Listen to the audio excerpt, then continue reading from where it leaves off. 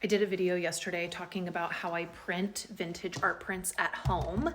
And then at the end of that video, I talked about how I do a Mod Podge technique on the print after I get it printed, obviously, and frame it so that way it looks like a piece of canvas and an actual piece of art. So let me show you some close-ups.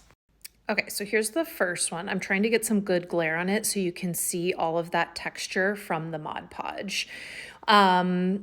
This is a print that I purchased off of Etsy for a couple bucks, or I think it was part of a bundle. And then after I brought it home from being printed from Walgreens, I got out my Mod Podge and actually I have the little thing right over here. I used one of these with the Mod Podge. And what I like to do first, I'll show you my technique, is I do a whole layer of Mod Podge, just like a thin layer over the whole thing.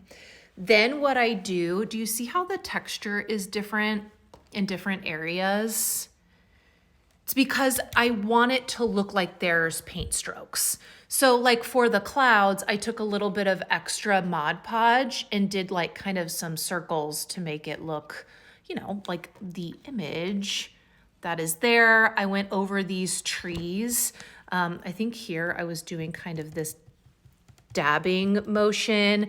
Then like along here, I would make strokes like this. And then I did something similar with these trees over here. It's hard to see. Let me show you another example. Okay, here's another example of one that I have in our kitchen. Looks like I didn't get too crazy with my texturing there, but do you see how there's horizontal strokes along the whole print, but then over here on her skirt, I have vertical strokes to make the texture look different and like, you know, like they're actual brush strokes.